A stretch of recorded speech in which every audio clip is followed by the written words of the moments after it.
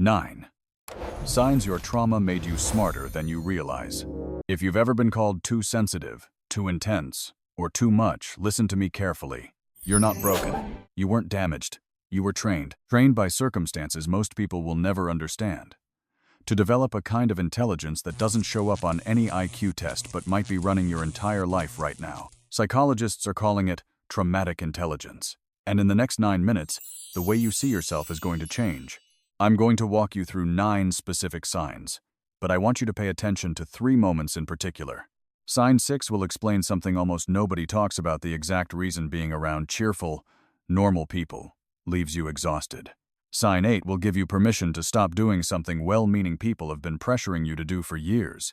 And at the end, I'll share the one tool I personally use every single day to keep this intelligence working for me, not against me.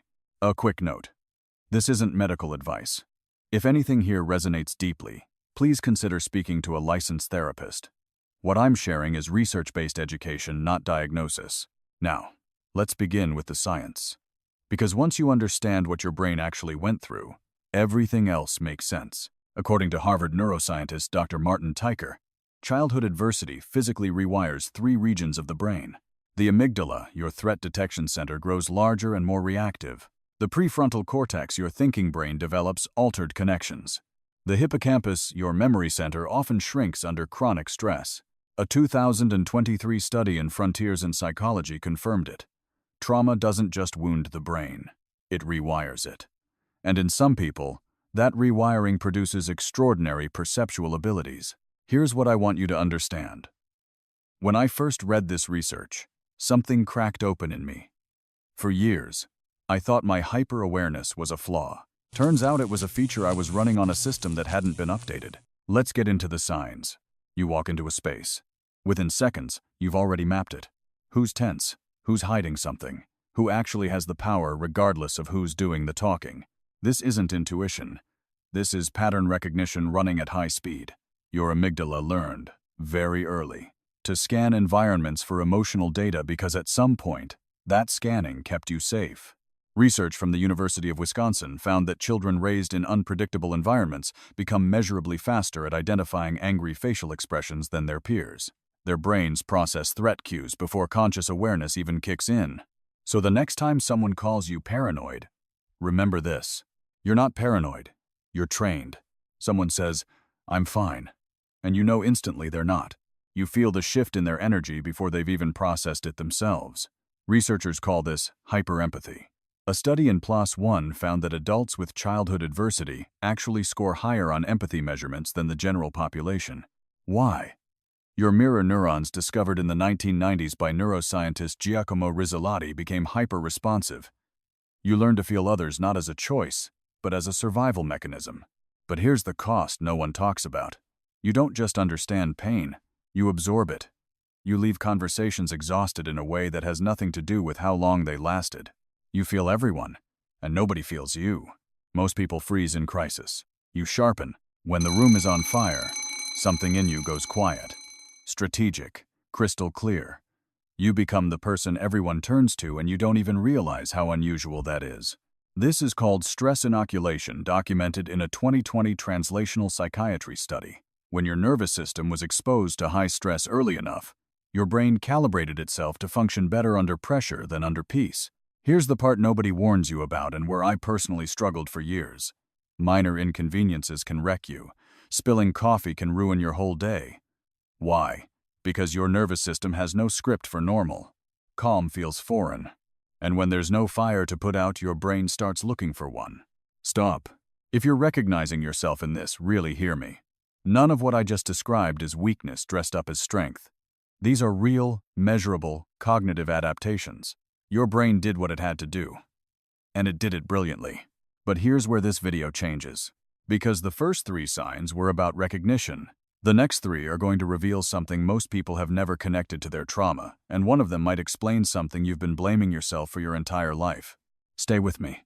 Here's something fascinating about brains shaped by adversity. You don't process information the way most people do. Most people hear a sentence and take it at face value. You hear the same sentence and your brain instantly processes what was said, what wasn't said, why it was said that way. and what it might mean 3 conversations from now. You think in implications, in subtext, in the space between words. Researchers call this complex pattern processing the same cognitive architecture that produces extraordinary chess players, surgeons, and crisis negotiators. A 2017 study in Scientific Reports found that early life stress, in moderate doses, can actually enhance certain forms of analytical thinking and creative problem-solving. You weren't meant to think this way. You learned to. Because in your early environment, missing a layer could mean missing danger. So no, you're not overthinking. You're running deeper software than the room realizes. Maybe people called you distant. Hard to read. Walled off. Let me tell you something. They were wrong. What they saw as coldness was a child who learned, very early, that no one was coming. So you became the one who came. For yourself. You learned to fix your own problems, manage your own emotions, parent yourself before anyone taught you how. Developmentally, this is documented in attachment research when caregivers are inconsistent. The developing brain encodes a single brutal lesson. Dependence is dangerous. Competence is safety. That's not a flaw. That's the most underrated form of courage there is. But, and this is something I had to learn the hard way, this same trait can quietly destroy your relationships. Because asking for help feels like stepping on a landmine. Even when you're drowning, you became your own parent. That was your strength. And your wound. Both. At once. I'm going to tell you something that's going to make a lot of things finally click. The reason a 30-minute coffee with cheerful people leaves you needing a 3-hour nap, it's not because you're an introvert. It's not because you're depressed. It's not because something is wrong with you. Your brain is doing the threat assessment for everyone in the room. They're talking about brunch. You're tracking 3 conversations, 2 emotional undercurrents, and the body language of a stranger across the room, simultaneously. Without consent. This is called cognitive load asymmetry, and it's almost never named in mainstream psychology. But it's quietly destroying the social lives of millions of trauma-shaped adults. You're not antisocial. You're carrying everyone's emotional weight, while they carry nothing. That's not exhaustion. That's unpaid labor your nervous system is doing 24/7. There's a way to fix this. Stay with me, we're getting there. After everything I just said, this might surprise you. Despite all that scanning, all that skepticism, all that wall building when you actually trust someone, you trust them with everything. Cognitive psychologists call this adaptive skepticism. Your brain learned early on that not all signals of safety were genuine, so it built filters. Sophisticated ones. Those filters can isolate you. Yes. But they also mean that the people you do let in have earned something rare. Your loyalty isn't given, it's awarded.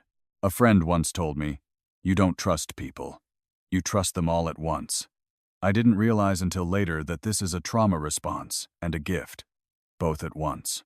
Your relationships might be fewer, but the ones that exist, those are unbreakable. How many times has someone told you to just relax like it's a switch you forgot to flip? Here's what they don't understand. Your nervous system was never given consistent evidence that safety lasts. So when life gets calm, your brain doesn't think finally, peace. It thinks, what am I missing? Bessel van der Kolk's foundational work in The Body Keeps the Score shows that for trauma-shaped nervous systems, calm states can actually trigger anxiety, because relaxation was never paired with safety in formative years. Every well-meaning person who told you to stop overthinking was, without realizing it, asking your brain to abandon the very thing that kept you alive. You're not broken for not relaxing. You're loyal to a survival pattern that hasn't been updated since you needed it. That's not a flaw to fix. That's a system that needs to learn slowly, gently, that the threat has passed. Now let's talk about how. You don't move through life casually. You've looked closely at pain, your own and other people's, and something in you has refused to let it be meaningless. Researchers Richard Tedeschi and Lawrence Calhoun call this post-traumatic growth. Their landmark 1996 framework identified 5 domains where trauma survivors often exceed their non-traumatized peers: deeper relationships, recognition of new possibilities, greater personal strength, spiritual deepening, and a profound appreciation for life. You learned wisdom earlier than most. That has a cost. But it's also a kind of legacy. And here's the tool I promise, the one I personally use every single day. It's called the 5-4-3-2-1 grounding technique. When my mind starts racing, I name 5 things I can see, 4 I can touch, 3 I can hear, 2 I can smell, 1 I can taste, It takes 60 seconds. Why does it work? Because it forcibly pulls your nervous system out of threat scanning mode and back into the present moment. It interrupts the hypervigilance loop. It tells your amygdala, you're safe right now. The room is only what's in this room. This is backed by the research of Dr. Bessel van der Kolk and used in trauma-informed therapy worldwide. I know it sounds simple, but please, actually try it. Just once today. Here's the truth I want to leave you with. The intelligence is real. So is the cost. Both can be true at the same time. You can't unknow what you know. And you don't have to. The goal isn't to lose this sharpness. It's to stop using it exclusively in service of other people's comfort and start directing it toward your own life, your healing, your boundaries, your future. So here's my ask. Comment below which sign hit you hardest. Just the number, 1 through 9. I read every comment. But more importantly, tell me one thing you'll do differently starting tomorrow. One small thing. Because awareness without action is just another way of staying stuck. You spent your whole life decoding everyone else. It's time to decode yourself. If this resonated, subscribe. Next week, I'm releasing a video on exactly how to retrain a hypervigilant nervous system with 3 more techniques therapists actually use. You don't want to miss it. I'll see you in the next one.